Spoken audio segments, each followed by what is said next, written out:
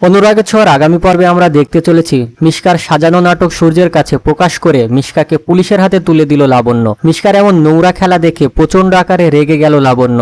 আর কেউ না জানুক, লাবণ্য তো ভালোভাবেই জানে সোনার আসল বাবা মাকে। সোনা যখন মিশকার কথা মতো দীপার সাথে যেতে অস্বীকার করে, তখন লাবণ্য সোনাকে বলে, তুমি যাদেরকে তোমার আসল মা বাবা ভাবছো তারা তোমার আসল মা বাবা নয়। যার কোল থেকে আমি তোমাকে নিয়ে এসেছিলাম এই লোকগুলা তারা না। লাবণ্যর মুখে এমন কথা শুনে সোনা বলে, দিদি ভাই তুমি সত্যি বলছো মিশকা আন্টি যাদেরকে আমার মা বাবা বলে নিয়ে এসেছে তারা আমার আসল মা বাবা নয়? তখন লাবণ্য সোনাকে বলে, ওরা তোমার আসল মা বাবা নয়, তুমি যাকে ফুলমা বলো সেই তোমার আসল মা। রূপা তোমার যমজ বোন, সেই জন্যই তোমার আর রূপার জন্ম তারিখও এক। লাবণ্যর মুখে এমন কথা শুনে সোনা অবাক হয়ে যায় আর অনেক আনন্দের সাথে বলে, দিদি ভাই তুমি সত্যি বলছো তো ফুলমা আমার আসল মা আর পাতা মেয়ে আমার বোন? হ্যাঁ দিদি ভাই আমি সত্যি বলছি, আর এটা আমি সবাইকে প্রমাণ করে দিব। তবে যে তোমাকে মিথ্যা বলে নিয়ে এসেছে আগে তার ব্যবস্থা করে নিই। এই বলে লাবণ্য পুলিশকে ফোন দেয়। পুলিশকে বলে, মিশকা আমার দিদি ভাইকে মিথ্যা কথা বলে পাচার করতে চেয়েছিল, তাই ওকে অ্যারেস্ট করুন। আর ওর এত বড় সাহস, ও আমার নাতিকে স্কুল থেকে তুলে নিয়ে এসেছে। পুলিশের সাথে সাথে সূর্যও সেখানে হাজির হয় এবং মিশকার সব জালিয়াতের কথা জানতে পারে। সূর্য বুঝতে পারে সে এতদিন যাকে বন্ধু ভেবেছিল